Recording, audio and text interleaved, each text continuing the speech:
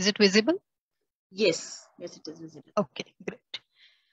Thanks, Purnima, and thank you to all the hosts who have come together for this interesting experiment we are doing for the first time, actually, having 1 week of activities focused on Earth Day. So I'm very happy to be the speaker on the very first day in this 1 week summit. And I'm going to talk a bit about Earth-friendly economy. This is a topic which has sort of come into focus and a lot of public discourse recently, because when the COVID-19 pandemic hit us and the entire global economy sort of came to a near standstill, people started talking about how to rebuild, how to restart the economy. And naturally, then the thought process goes in the direction that if we are rebuilding, might as well try to address some of the gaps or some of the problems that we have identified with the current economic system.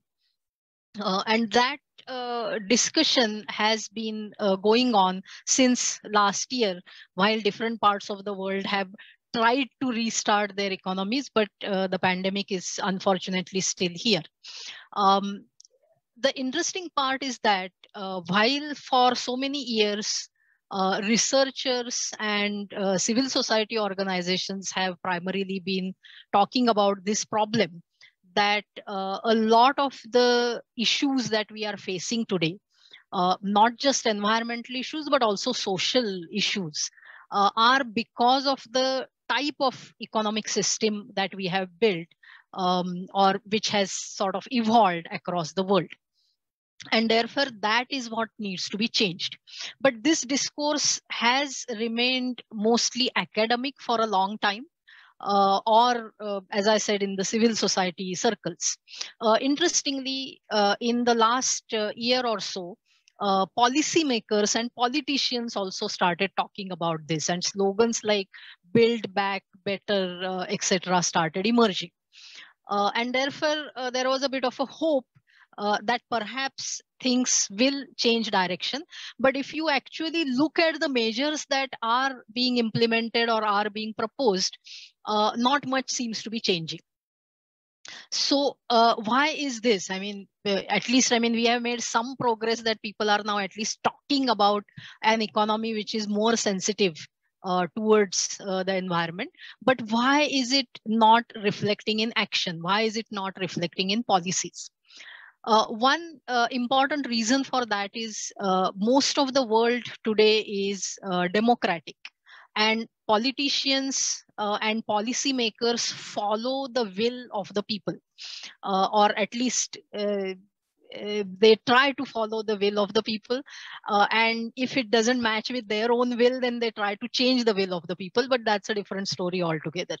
But the point I'm trying to make here is that if a sufficiently large majority across the world starts demanding certain changes, then this will no longer remain just a talk, but will start reflecting in policies and actions. Because any politician would like to get re-elected, and if that re-election is going to depend on meeting the demands of the people, then they will do it. So that demand has to arise from among the people, and therefore it is people, that is you and me, who need to understand why we need earth-friendly economy and how can we start moving in that direction.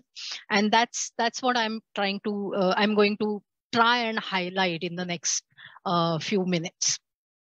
So one big issue or one big problem with the economic system that we currently have is that it is based on a wrong premise.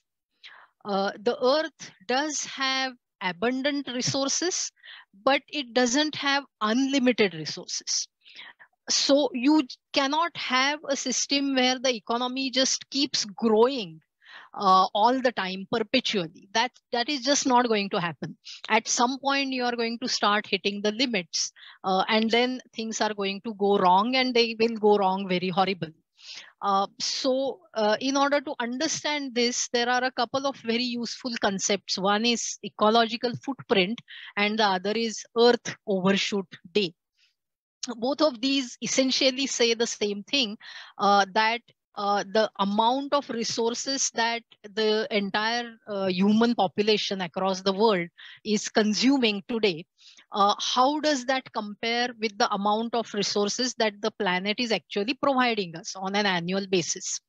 So you can see from this graph that by 1970s, and that's when Earth Day, the first Earth Day was celebrated. That was the time when we crossed over from sustainability to unsustainability. What is on the y-axis is number of planet Earth. So that is the total amount of resources that are annually available to us in such a way that the Earth will be able to continue to provide resources for generations to come. So till 1970s, our consumption was less than what the entire planet was making available annually. But beyond 1970s, we started consuming more than what was available on an annual basis. So how do you understand this ecological footprint? One very simple example. Let's say that I want to consume 100 grams of cooked rice daily for 1 full year. Then I'm going to need 36.5 kilograms of rice grain. That grain has to grow somewhere. So I need a patch of land where that rice will be growing only for my own consumption. But it is not going to grow on its own. You have to plant the seeds, you have to put in water, you have to put in fertilizer. Then the rice has to be harvested, it has to be processed, then it has to be transported. Then I will purchase it in the market, I'll transport it to my house, I will cook it, and then I'll consume it. And when I consume it, I'm going to generate waste. So there will be space needed for absorbing that waste also. So in this entire chain, you are going to need water, which comes from another patch of land. You are going to need energy, which comes from another patch of land. So there are specific areas of the planet which are doing or which are providing the resources that are needed to ensure that I get to eat 100 grams of cooked rice daily. So there is a total area of the planet which is just providing this one requirement in my life.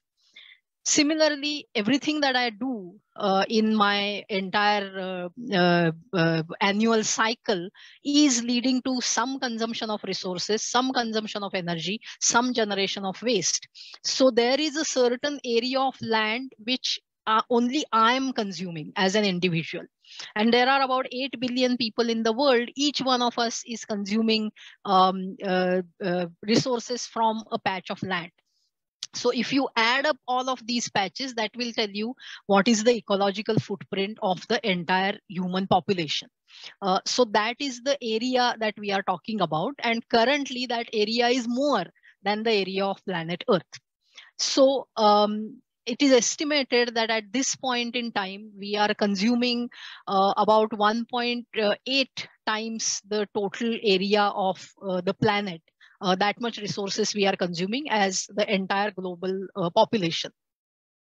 But what does that mean? I mean, in the picture you see there are 2 Earths shown. In 2030, if we don't change the way we consume resources, we are going to need a couple of basically another planet Earth. So what does that mean? I mean, we have only one Earth. We are definitely not going to have, I mean, even if we go and start living on Mars, which is highly unlikely according to me, but Mars doesn't have the resources that Earth has. So what this means essentially is that there are some resources which are regenerated. So there is a certain rate at which resources get regenerated. Some resources are finite and are going to slowly keep reducing. But there are some resources which will regenerate. So there is, I mean, based on both non-regenerative and regenerative resources, there is a certain quota of resources allotted per year, or we have to think in those terms if we want to sustain human population for a long period. So what this essentially means is that whatever is allotted for 1 year, we are consuming that plus something more. That means we are basically robbing next year to fulfill our needs in this year. Because of that, next year there is going to be shortfall. So we will be using even more resources from the year after that. So that is how the ecological footprint sort of goes on building up if we keep on that particular consumption pattern. So that is what this means. Another way of looking at it is to think of the what is called as the Earth Overshoot Day. If you have resources allotted for 1 year, but you are consuming them before the year gets over. So currently the Earth Overshoot Day is sometime in September, which means that the last 3 of the months we are borrowing resources from the next year.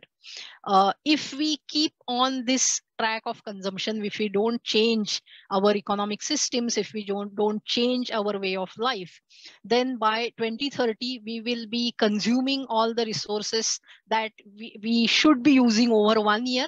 We will be consuming them in 6 months, and that is why we will need basically 2 planet Earths to sustain us for 1 year. Another important point, although a lot of the discourse nowadays is around climate change, and climate change is indeed one of the major existential threats that we are facing today. But this problem that I'm talking about is much bigger even than climate change. Because as this graph shows you, even if your carbon emission, I mean our carbon emission reduces actually by 30%, which will be needed to be achieved by 2030 if we want to meet the goals of Paris Agreement. Even then, our ecological footprint will remain in the unsustainable regime. There will be a marginal drop, but it will still be above 1 planet. So that means climate change is just one subset of this much bigger and broader problem. And we will have to do much more than just address carbon emissions if we have to address this problem in a holistic manner. So this is the issue that we are currently facing. That we are consuming faster than the rate at which the Earth can keep providing us with resources. And therefore, if we keep on doing this, obviously a point is going to come when the entire human civilization, the entire socio-economic political systems that we have built over the last especially 200-300 years, this entire edifice is going to collapse. Humans will not go extinct, but we will no longer remain the dominant species that we are on this planet. Is that a good thing or a bad thing? That's everybody's point of view. In very simple terms, if everything goes well, if we sort of ignore all these challenges, all these crises that we are facing, then if you look at the population trend, by the end of this century, we will reach about 10 billion people and the population is going to stabilize there. But if we take into account all of these crises and look at this worst case scenario of a collapse, which can happen as early as 2050s, then the world population will drop to about 2 to 3 billion people. What that essentially means is that for many of us, the chances of reaching the expected end of life are reduced because of this. For our children, the chances are even slimmer to actually be able to live a full life that a human can live in today's circumstances. So essentially, we are jeopardizing the possibility of survival for the immediate next generation. And I'm talking about all the people who are somewhat in my age group who are as old as the Earth Day or slightly below that. So it is sort of, we are the last battleground. After this, our children or the next generation will be doing firefighting, and essentially they'll be fighting for survival. Do we want to get into that kind of a situation is a question that everyone has to ask themselves. So keeping this in mind, let's talk about another term which is used very sort of casually, and you hear it in various contexts, and that is sustainability. What exactly does sustainability mean? This is the popular depiction of sustainability, that you talk about three circles. One is environment, one is society, and one is economy. A more poetic way of talking about it is planet, people, and profit. And then you have these three circles which are intersecting, and you say generally that sustainability is that sweet spot at the intersection of these three circles. There are a number of things which are wrong in this picture. Firstly, you have these three circles of equal size. Secondly, the way this picture is drawn, it appears that the circles can exist individually on their own. Both of these are wrong premises. The reality is something like this. There is a large circle of the planet. People is one part of the planetary circle, and profit or economic activity is a part of the thing that people do. In fact, economic activity is a figment of people's imagination, because after all, what is money? Money is just a theoretical construct that we have created for our convenience. So all the economic activity that we do is essentially an imaginary thing. It has no natural basis to it. So if there are no people, there is no meaning about economic activity. And if there is no planet, then people cannot exist. So these are not intersecting circles which are equal in size. These are sort of circles within circles, and are the people and profit are dependent on the planet.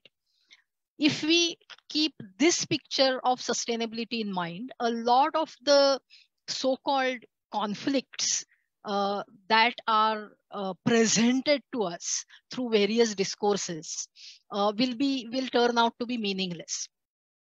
Is there a choice between development and environment? That's a very false line of thinking, because without the planet, there cannot be people, and therefore there cannot be profit. So this is no choice at all. It is a choice between life and death, actually. So there is no conflict. If there is any developmental activity, if there is any human activity which is going to harm the environment, then it is a self goal. It is an activity which is bad for us, and therefore we should not be doing it. It's as simple as that. So first, let's change this picture of sustainability in our mind. Interestingly, if we now look at how the economic system that we currently are used to has evolved, especially after the Industrial Revolution over the last couple of 100 years. And let us try to look at that history of economy with this perspective. And you will see, or you will realize, that in the 19th century, the economic activity was focused entirely on profit making. And this was mainly Europeans, because after the Industrial Revolution, because of the imperialism, almost the entire world was ruled by Europeans. And I mean, to give an example which is more familiar to all of us, remember that the British first came into India as East India Company. It is a business activity. Imperialism is a business activity. And it was entirely focused on making profits through exploitation of both people and planet. This exploitation was first implemented within Europe itself and then across the world. So this was the 19th century sort of beginning of the system, which had a single point focus on profit. And this is what created this environment versus social welfare versus economy kind of a conflict. In fact, the modern economic theory, which is the basis of the current economic system, also originated in the 19th century. And there were actually serious discussions about, should money be spent on looking after poor people at all? Is it even worth doing that? Or should we just let them die? Those kind of debates were seriously carried out at that point in time. And nobody was even thinking about the amount of exploitation that was going on as far as the planet or the environment is concerned. So this was the 19th century. But people obviously revolted when a large number of people are being exploited for a long time. Somewhere there is going to be opposition. And in the 20th century, therefore, you see the rise of concepts like labor rights, human rights. Because the mindsets changed, because the consumers and customers also started demanding that businesses be more mindful of delivering social good, there was at least an attempt of becoming people friendly by the economic activity or by the business community. And when I say business, it's actually a nexus of a variety of things. Politics is also part of that. So 20th century has seen this labor laws and things like CSR, corporate social responsibility, an idea that corporations have a sort of an obligation to do good in the society. Those kind of ideas have emerged primarily in the 20th century. Although this still remained a sort of a economy wearing a welfare mask kind of a thing. So people friendliness was attempted, but wasn't really fully achieved. And exploitation of planet still continued. The issues around needing to protect the planet, needing to conserve the environment started emerging only in the latter part of the 20th century. And that too because we started seeing the impacts of what we were doing to the planet. That is what. So again, it was more from a very human-centric point of view that people started talking about the need for conserving the planet, because it seemed to be threatening our own existence. So if you see this natural progression, then naturally 21st century has to be a century where we have to now focus on planet friendliness. Of course, people friendliness is still incomplete agenda. So we have to keep on working on that. But at the same time, we have to bring in planet friendliness also into this whole discourse. So this is where we started in the 19th century, and we have been sort of slowly heading in this direction. I hope I'm audible and visible. And my screen is visible. Yes. Your screen is visible and you're audible. Priya. Yes. Everything is fine. Okay, because I suddenly got a message that my screen has become visible now. So I was a bit unsure. Okay, so sorry about that. So let's continue. So this is the sort of 21st century agenda that history itself is showing us, that we need to start moving in this direction. So essentially, the economy of the 21st century has to be different from the economy of the 20th century. And it has to now focus on these two incomplete agendas. One is, how do we ensure a decent quality of life for all human beings? Because all said and done, while our ecological footprint has become so high, we still have a couple of billion people who are living in poverty, whose even basic needs are not being met. So we have something is going wrong there, that in spite of consuming so much, if we are still not able to create a decent quality of life for everyone, then we have to change something to make that happen. So that's one part of it. And the new part which we have to increasingly think about for our own survival in this century is, how do we maintain the environmental integrity of planet Earth? How do we bring our ecological footprint back down into the sustainability regime, where we will be able to manage the entire human population's needs within the resources available to us through this planet Earth?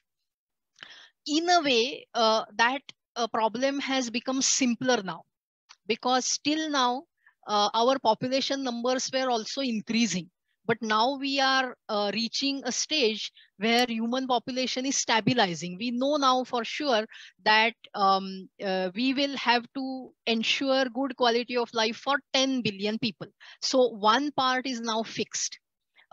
We can then focus on how to then consume, how to then sort of apportion the available resources so that everybody can live a decent life. So we can focus on the consumption part now. We need to focus on the consumption part now. The population aspect of it is more or less a solved problem now.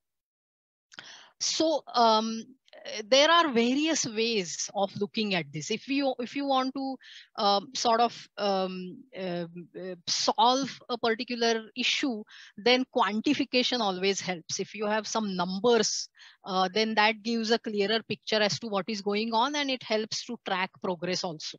So there are various ways of measuring environmental integrity, and there are various ways of measuring decent quality of life. I'm just going to talk about one way of doing it in each of these two cases. For environmental integrity, a very useful concept which was introduced about 10-12 years ago is this idea of planetary boundaries. Johan Rockström, a Swedish researcher, and his team have come up with this idea. As I told you, climate change is just one part of our ecological footprint. What other limitations are there on our resource consumption? If we can map that, and if we can measure each of those parameters, then it will give us an idea as to which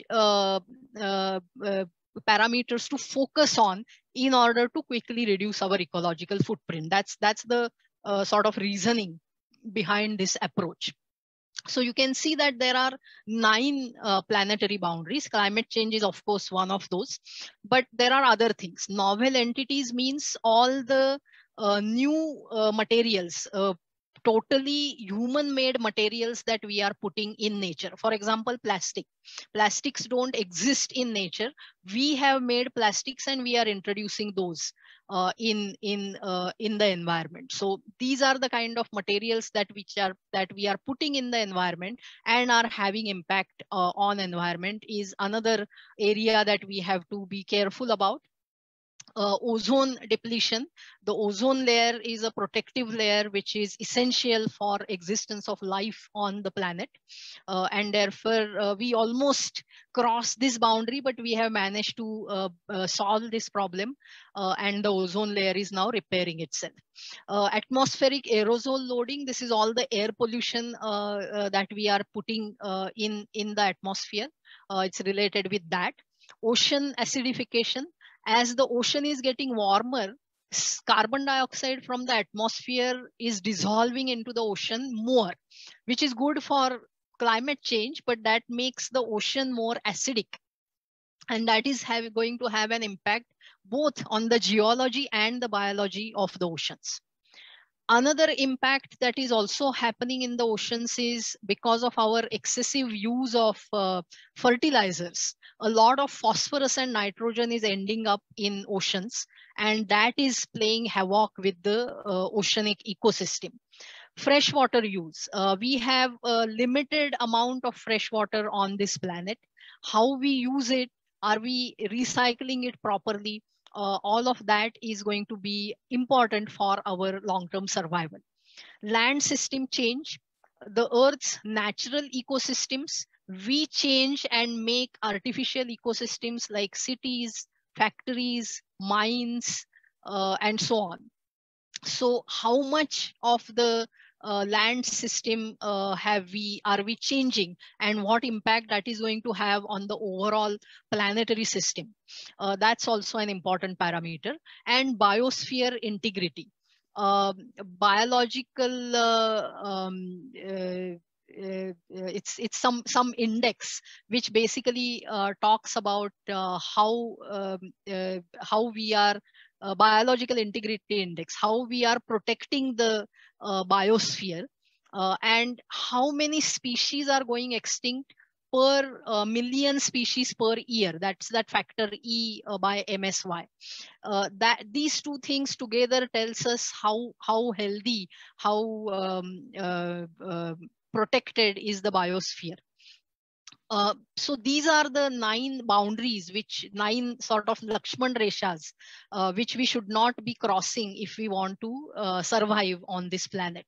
But you can already see in this picture that we are going into the yellow and red zone, which is increasing risk and high risk zone on several of these parameters. So this is the danger signal. These are the areas that we have to focus on, really on war footing, and try to bring these problems, sort of descale these problems, so that we improve our chances of sustainability. So this is about maintaining environmental integrities. So any economic activity needs to ask it. I mean, if you are engaging into an economic activity, you should ask yourself, what is going to be the impact of that economic activity on these 9 boundaries? If it is going to be an impact which is increasing the risk on any of these, then this is not an activity that you want to carry out. You should only carry out those activities which are either not having any impact or are having a positive impact, which are pulling things back into the green region. Those only are the economic activities that will satisfy this condition of maintaining the planet's environmental integrity.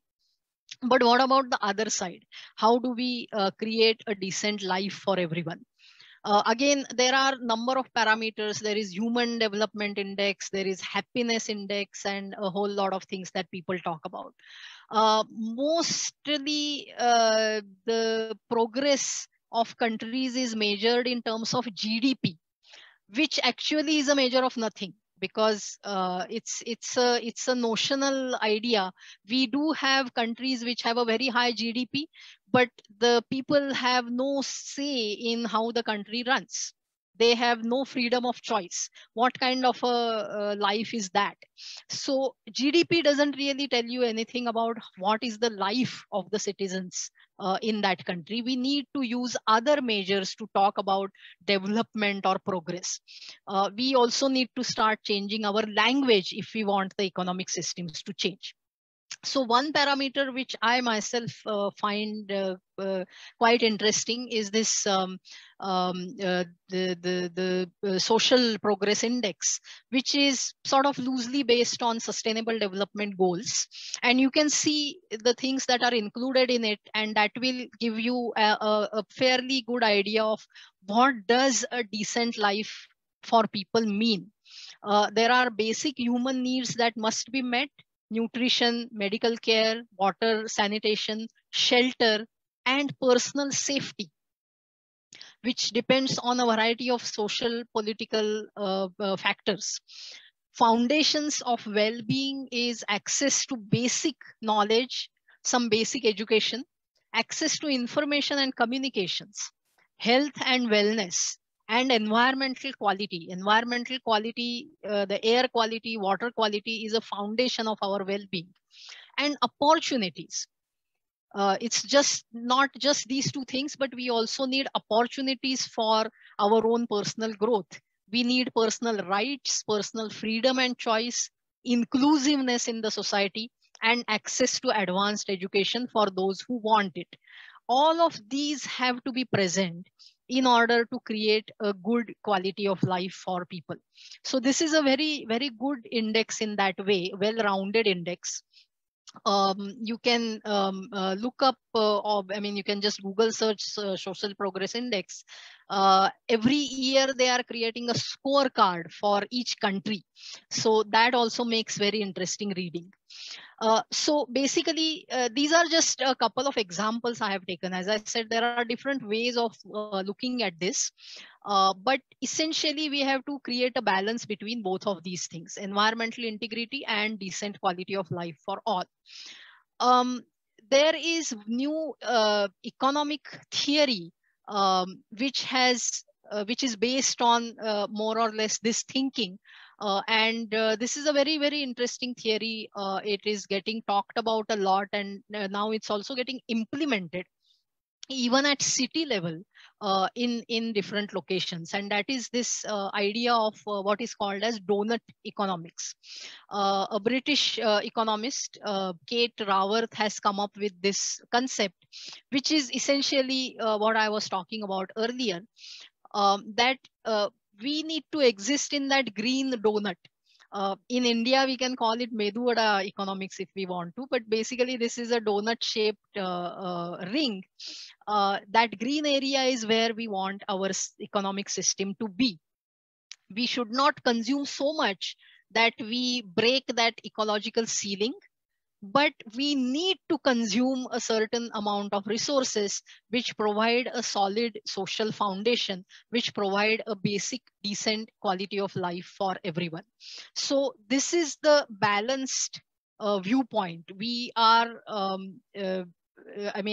we started, we as in human population, human civilization in the 19th century started at that one extreme, that you must get rich quickly so that you create a good quality of life for yourself. But then we see that a lot of people are going sometimes to the other extreme, where they are willing to sacrifice the social good for protecting the environment. What we need actually is to strike a balance between the two, and that is exactly what this economic theory is talking about. So this is an interesting idea, which let's see how that evolves and whether that shows the way forward for transforming our economic system into a more earth-friendly economic system. But what can we do in the meanwhile at our level? I mean, this is all very theoretical. I feel that a lot of these things can be achieved if we start thinking about localization of economic activity. If we think of businesses which are using only local materials, local energy sources, and local human resources, and catering to local needs, if that is the case, then a number of positives will emerge from that. Firstly, the supply chains will be short. So that in itself is good for the environment. And we will be forced to make efficient and optimal use of materials and energy, because we are going to depend only on what is available locally. When it is the entire planet at your disposal, it's often not easy to see the cascading effect of your economic activity. But when you are operating in a very localized sort of a space, then you can immediately see that if I do certain things, this is what is going to happen. Therefore, businesses will automatically be more mindful of local environment, because they can immediately start seeing the connection that our ability to make profits is closely linked with conserving the resources, the local sources that we are using. This will generate livelihoods in the local communities. And if your employees, if your business owners, if the consumers, if everybody is within that one local space, there are very strong interconnections that will then build in the society, which is also an important factor for well-being of people, as we are actually experiencing, all of us, in this very difficult time that we are facing currently.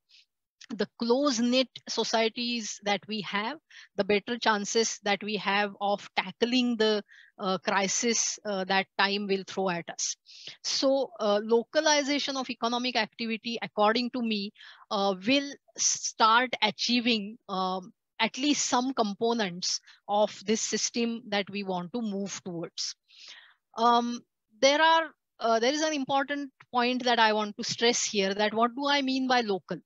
Do I mean my town, my city, my village, my district, my state, or my country? No, these are artificial boundaries. Local has to be defined by ecosystems. So, for example, the river valley in which I live is my local. Can I operate within that river valley itself? That's the kind of thinking we have to sort of transcend the political boundaries and start thinking in terms of ecosystems to define local.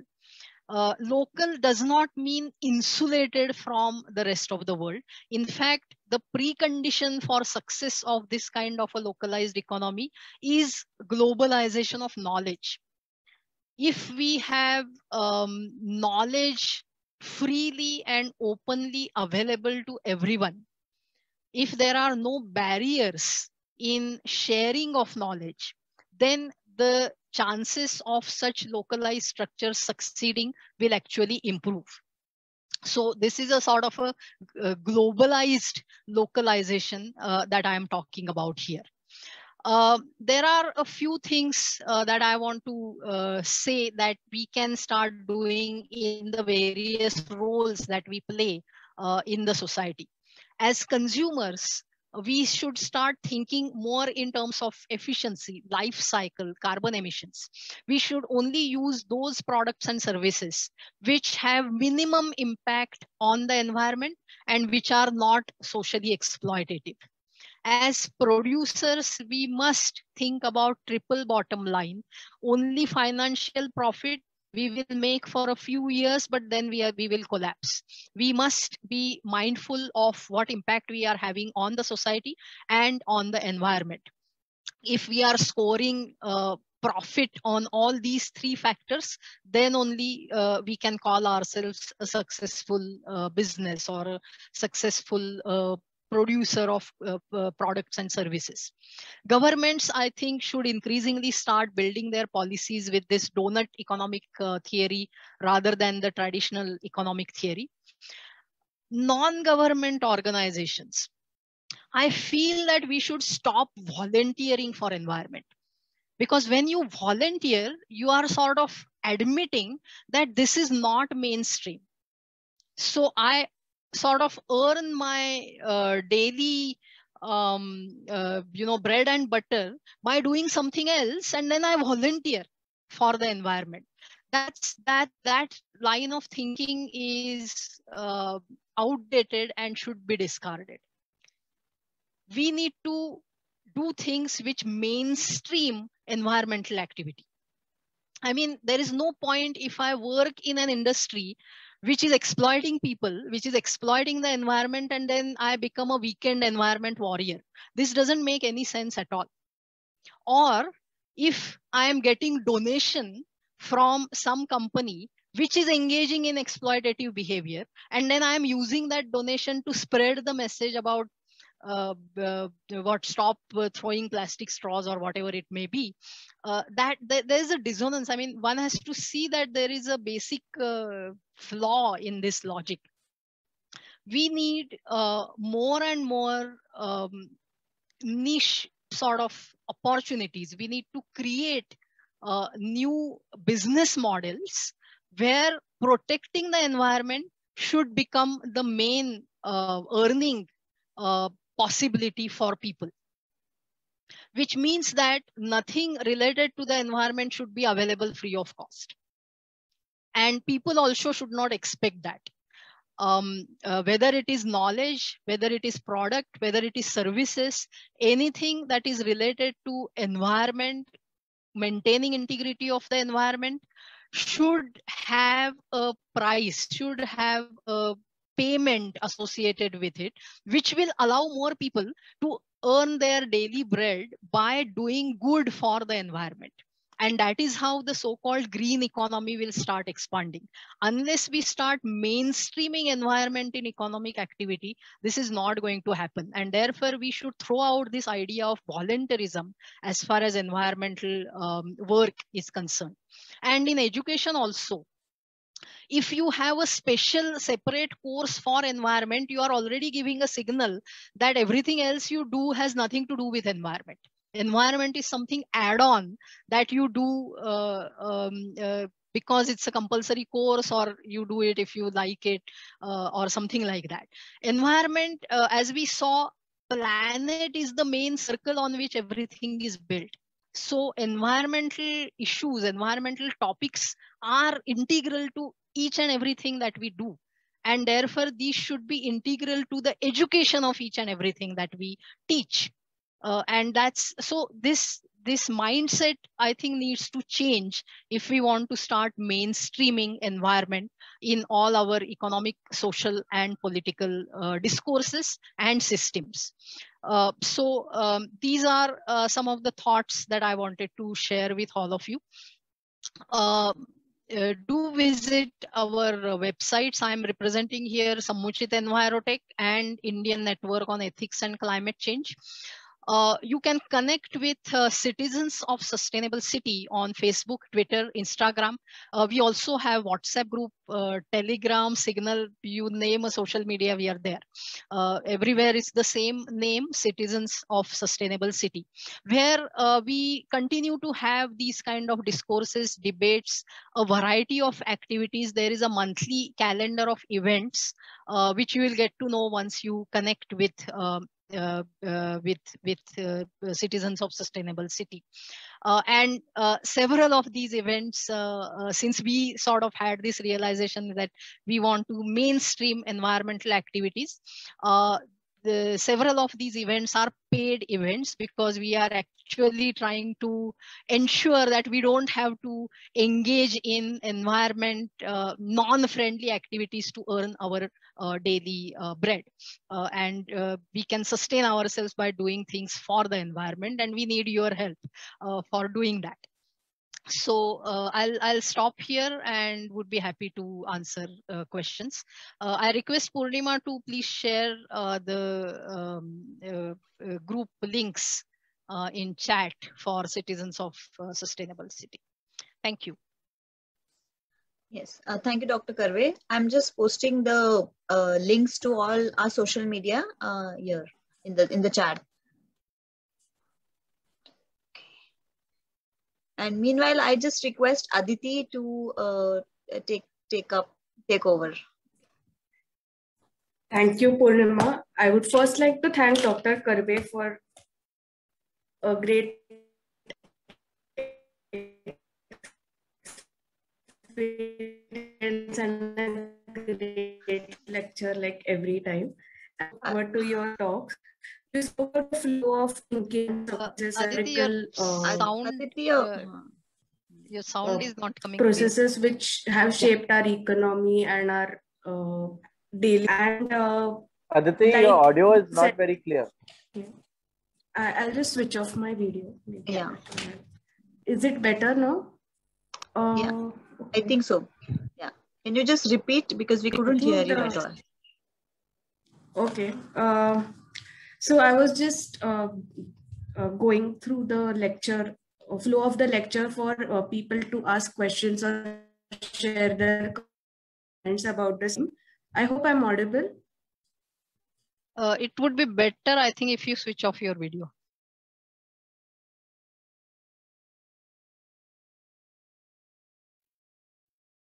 Am I audible? Yeah, better. Yeah. Yes. Okay. So we basically looked at the 21st century perspectives, and yours also coincides somewhat with what Yuval Noah Harari said, that in the 21st century, we are our own worst enemy. So, so you explained how we can change that scenario and include everything around us when we think about Earth or managing our economy or even our behavior. You spoke about environmental integrity and planetary boundaries, which are the frameworks which are well established and also well accepted in the economics of the sustainable regime, and what role people will play to force or push for it.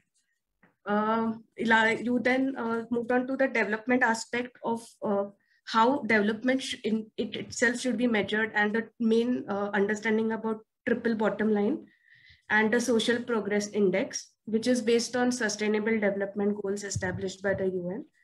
And finally, localization of economy and why mainstreaming environment is important rather than considering it as something that is happening outside of our daily world. So thanks a lot for covering this wide range of possibilities and options that we have and the need to push towards them. We have two questions from the audience. One is from Priyadarshan. What do you think is the role of bottom-up change, like how we live vis-a-vis policy change to get where we want? So the pyramid of change, you mean? Yes. Okay. So, well, how we live has a limited impact. It does have an impact and it gets us started on the path. But if we just stop there, then that's not going to make much of a difference. We are now in a situation where just changing personal lifestyles is not sufficient. What needs to change is the entire system. And also to make some personal changes, the system itself is a barrier. To give a very simple example, in a city like Pune, suppose I want to use public transport, but if decent public transport is not available, even if I want to do it, I cannot do it. So there are these kind of systemic barriers also. Sometimes, therefore, many people find it very difficult to make changes in their own lifestyle because of these. Either there are barriers or there are no incentives. It just seems like you will be doing a lot of compromises and you will be doing a lot of sacrifices in order to make those changes. So that narrative also needs to change. And that can happen through changes in policies and systemic changes. So just to give you an interesting tidbit of history, the whole idea of carbon footprint was actually introduced by fossil fuel companies because they wanted to create a narrative that it is up to individuals to save the planet. We also use carbon footprint, but we always insist in our workshops that this is the starting point. This is not the end point. By making change in your lifestyle, you are simply giving yourselves the moral authority to question the policies, to question the government.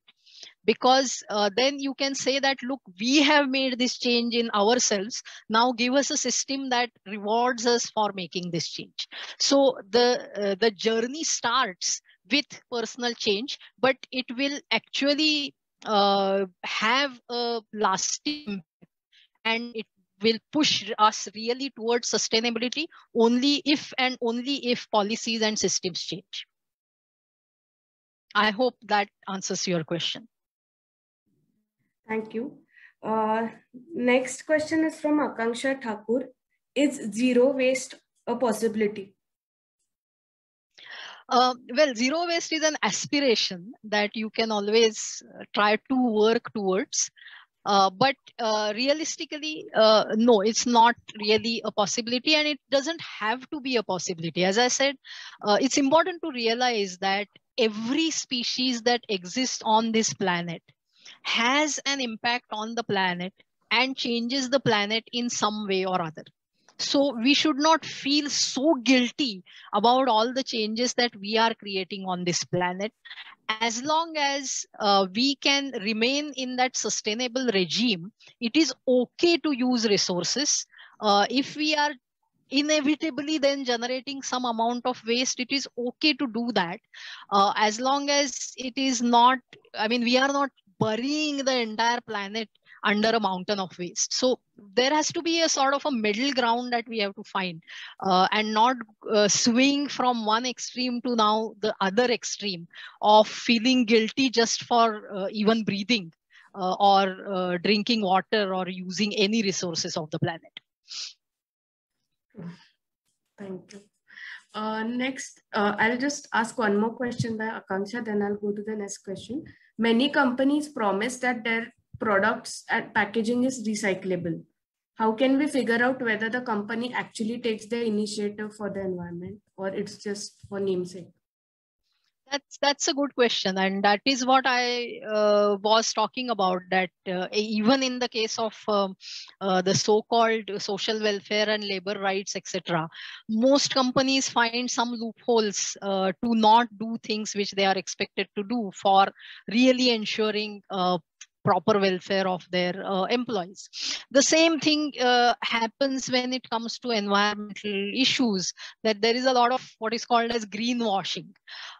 So it's difficult. We have to, as consumers, sort of educate ourselves and ensure that what we are getting is actually what is being promised. There is one idea which has been floating around, and again it requires a policy change, but it will be very useful for people to make personal change. If today every product has to have a label with a certain information on it, the weight of the product, dimensions, and date of manufacturing, expiry date, MRP, and so on. Similarly, there is a idea that we should ask companies to put the carbon footprint on the product, so that people can make an educated choice as to whether to go for that product or not. In a way, this is somewhat similar to the idea of that efficiency star labeling. Now that the star label is there, you have an idea whether you want to go for whether the product you are buying is a 3-star means less efficiency, or 4-star means slightly higher efficiency, and then you can make your choice. So something like that can be done with carbon footprint. Carbon footprint, because it is relatively easier to measure. Ecological footprint is what we should actually be going for, but that's not very easy to measure. That's why carbon footprint. But it's a good indicator.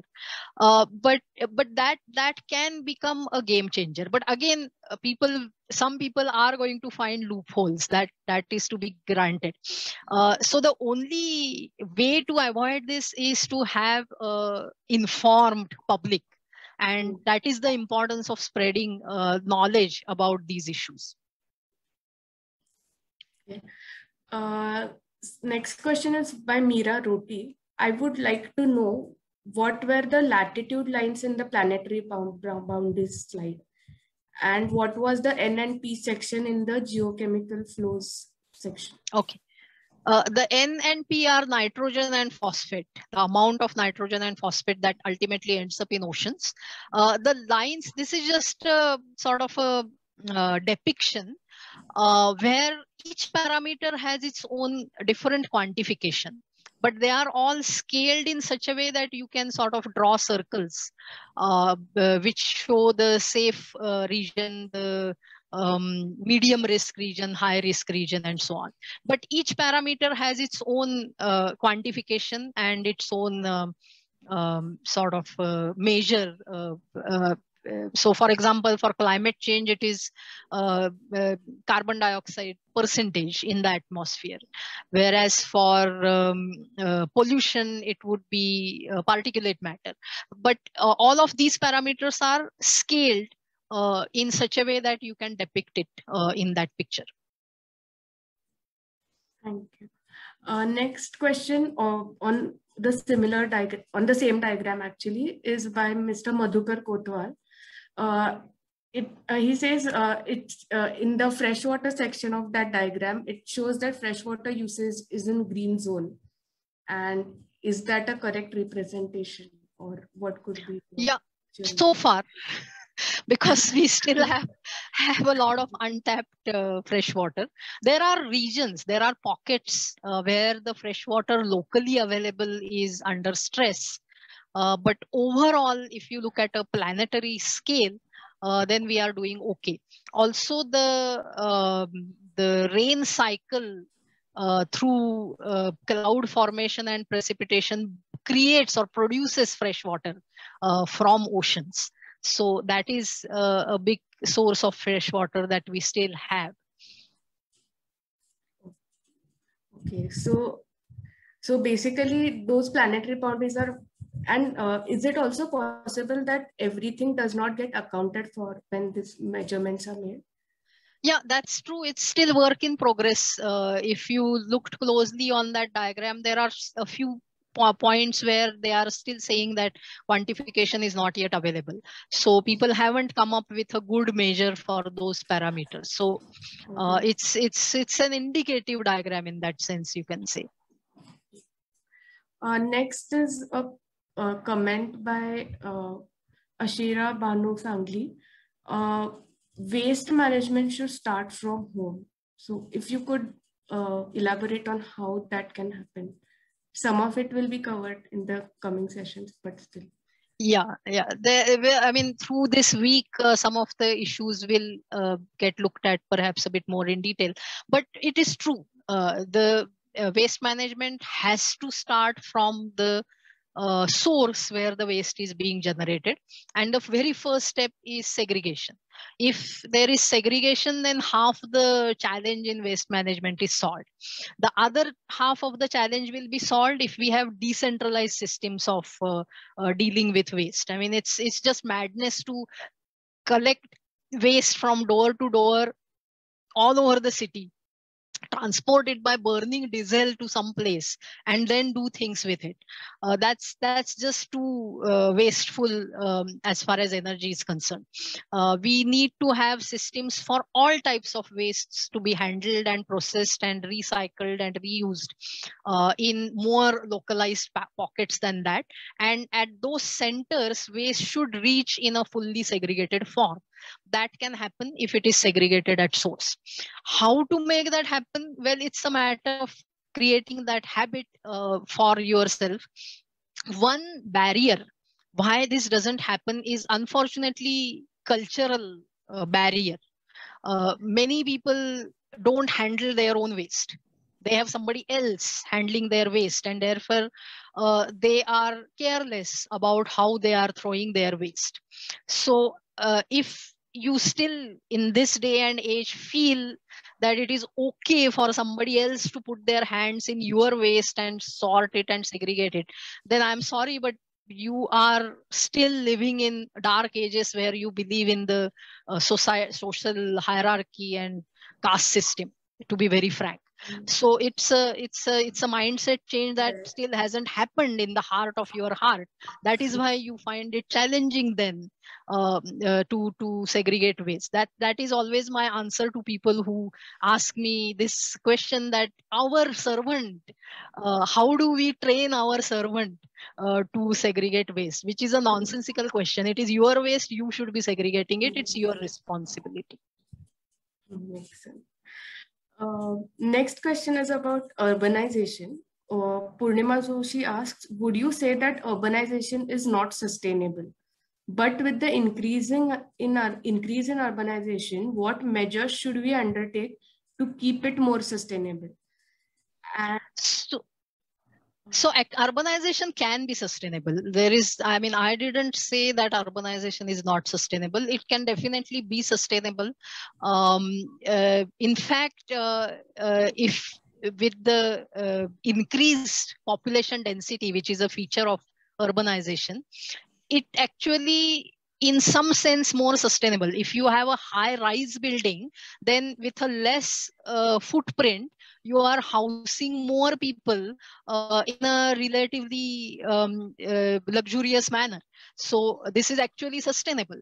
If you have higher population density, a lot of services can be provided at a much lower financial as well as energy cost. So there are certain advantages of increasing population density. uh, Urban systems become unsustainable because of prosperity resulting into higher consumption. That's an entirely different phenomenon, which will also happen in rural areas if prosperity goes there. It has nothing to do with being rural or urban. It is more of a mindset issue there. So urban systems can be sustainable. In fact, that's the only way forward. With 10 billion people, we have to learn to live in dense pockets. It will reduce, in fact, our environmental impact if we manage to do that. So the entire world is becoming urbanized, but it need not therefore become unsustainable. The two things are not really, need not be correlated. I would like to ask an additional question to this. What would be your take on oftentimes the debate is that should ecosystems or natural ecosystems survive within urban areas? And many times it gets sidelined because of say urbanization demands or whatever. So is there like some known view, or what would be your view about that? Yeah, in fact, that's a good point. We need to integrate ecosystems in the cities. Why should we have only concrete in cities and green outside?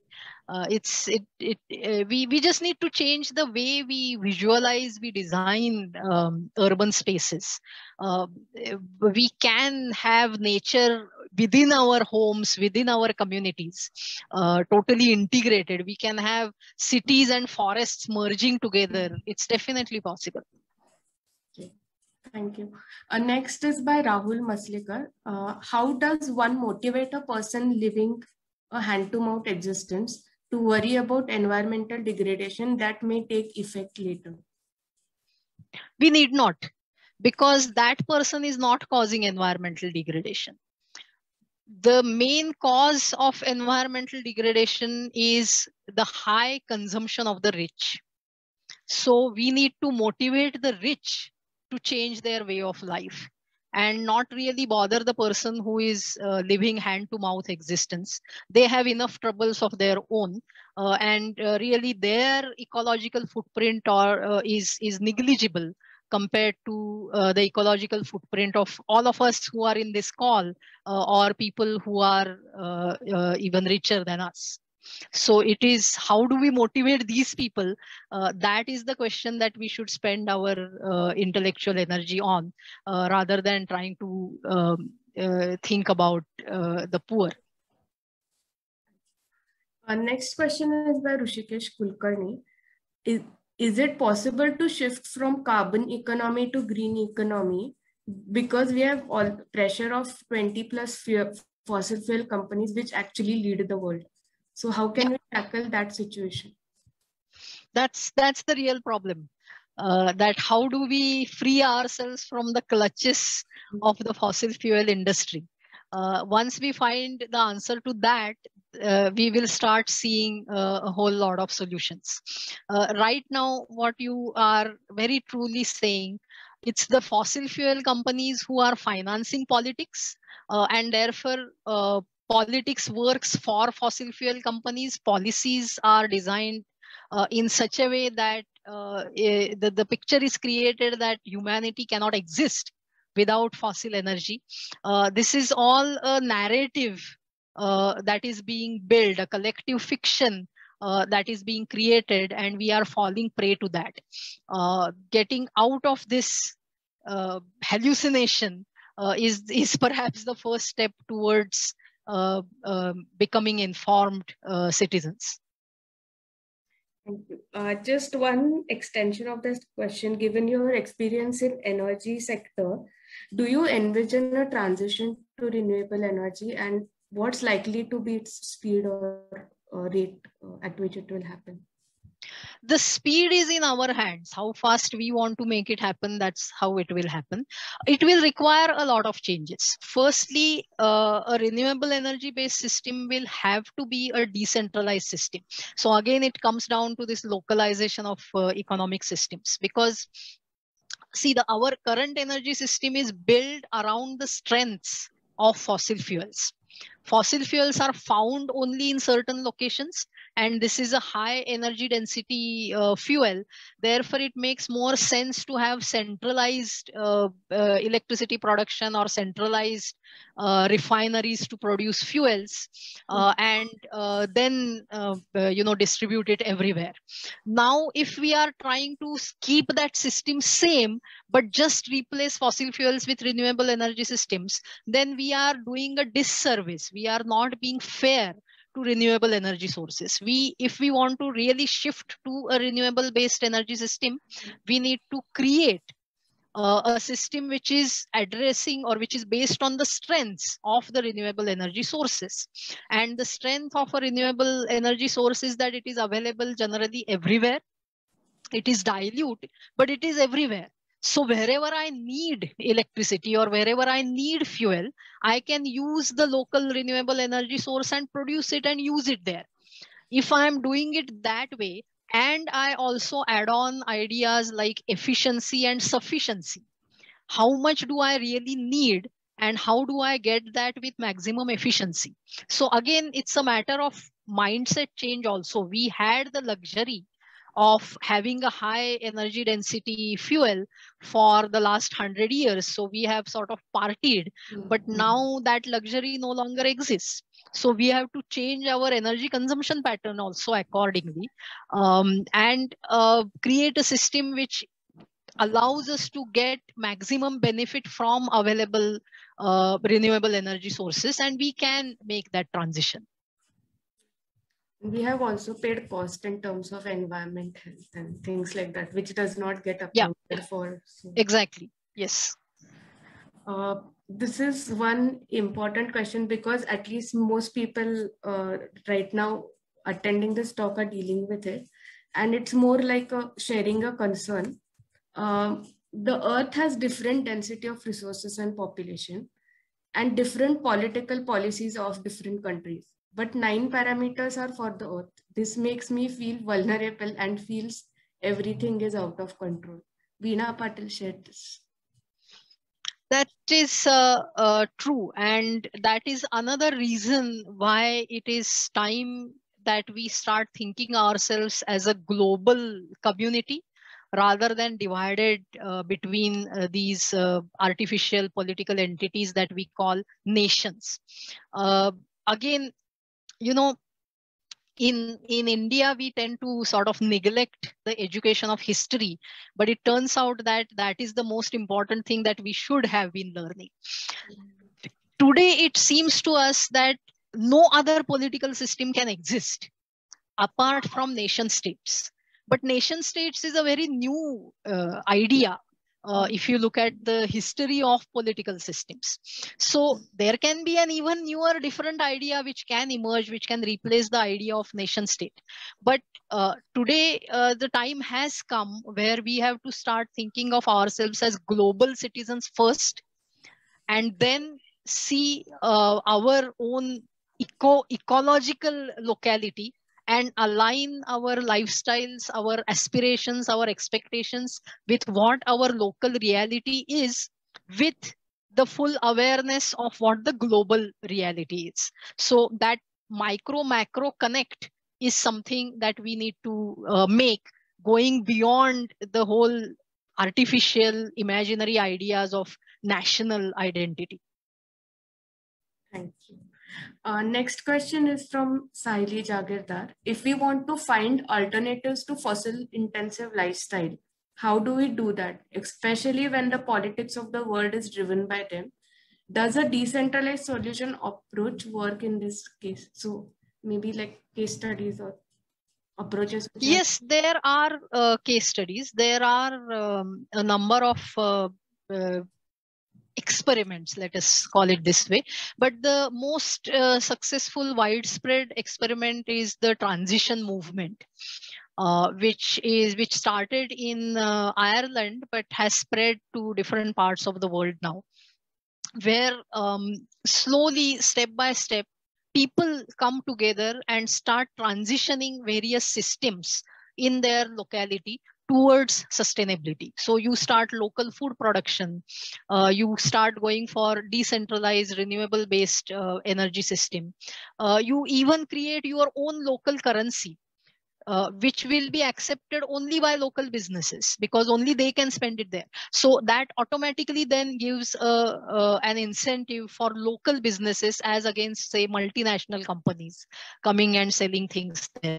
And then eventually there it has happened in that there are, when in the entire community this transformation starts happening in various sectors, then the government, the local government also joins that process. And now there are town councils which have created an energy descent plan. How do we step by step reduce the energy consumption for our township? That plan is being made by a municipal corporation rather than making a plan how to keep on increasing our infrastructure and budget. So that can happen. And that is the power of people. That is the point I was trying to make in the beginning, that if a majority of people start thinking in a particular direction, then the politics, the policies also sort of starts falling in place. So if you are interested, again, Google search transition movement, a lot of resources are available. And that's the way forward, according to me. In your local communities, if you get together and start making those transitions, then interesting things will start happening. Thank you. One last question from Kedar Chapekar. Why is sewage still not seen as a ready energy source for urban areas? Well, indeed, why is the question. It should be. There is no doubt about it. Again, it's a question of somebody demonstrating and showing it, and more and more people start replicating it. It will start happening. Thank you. There's one comment by Meera Roti that as far as somewhat like on the lines of transition movement, maybe attending ward committee meetings is also a good start for. Yeah, that's true. If the ward committee meetings actually happen and are discussing relevant issues. But yes, getting involved in the local governance is a good start. Would you like to give any message for the Earth Day, or I don't want to give any message. So, no, I hope that what I said made some sense and has triggered some thoughts, and hopefully so at least some of you see some different way forward than what you may have thought earlier. That's the only expectation that I have. Thanks a lot, Dr. Karve, for this very interesting session, and also the audience for all that interesting and varied discussion topics. I now hand over to Purnima for the last part. Thanks a lot, Aditi. Thank you. And thank you, Dr. Karve. I just have a few announcements to make just before we close. One is I have posted our social media handle links on our chat. Plus, I have also posted the web pages of our collaborators. So you can get in touch with them individually also. Plus, we need a group picture. So I just request everyone to turn on their videos. I hope you will be able to turn on your videos.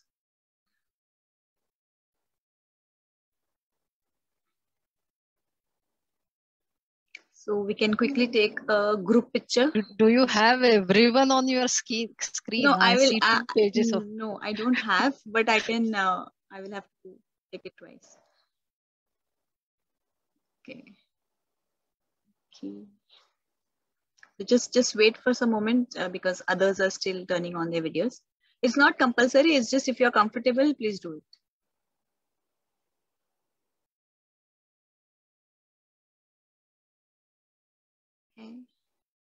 Just hold on.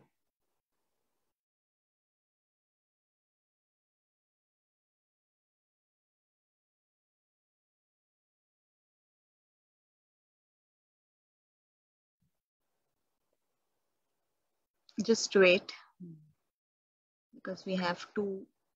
We have a very young participant also. Okay. That's nice. Very good. Please, please, everyone, please do smile. Yeah. Okay. Thank you. Thank you, everyone. Thank you so much. Just and a reminder that tomorrow, tomorrow also we have another webinar. So tomorrow's webinar will be on cooking for climate. So there are we'll be talking about different technologies for cooking. So you can use the same link to join. I will share it again on our social media groups everywhere, and same time. So yeah. So and this also was please share this information. Purnima, people are asking about recording in chat. Okay. So this was Yes. on live on Facebook, so you can find it there. Yes. And also recording, we'll clean it up and upload if it's good quality on YouTube. Yes. So we have it on all our social media pages, Samuchit Envirotech, Citizens, and even the INEC page, we have it. And we have also shared with our collaborators. So you can see it everywhere. If there are no more comments, then we can close the session. Or if anybody has any other comment, you can turn on your mics and also share your feedback. Because we have time, we can do that.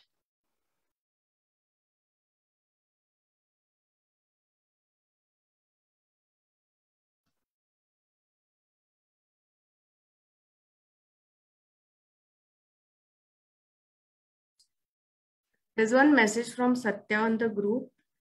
Okay. I'll read it out because I didn't exactly follow it. I can't agree more with Priya Dr. Karve's talk. Volunteering for an environment cause is by itself a dissonance. Indeed, I will go a step further and say it's organized scam with noble people. ISR is my way of battling it out. Well-laid session. Okay. I don't know what ISR is. I got the rest of it.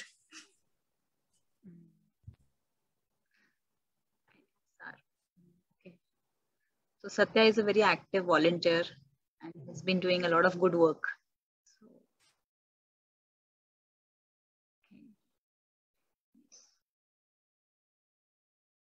So see you all tomorrow as well, same time.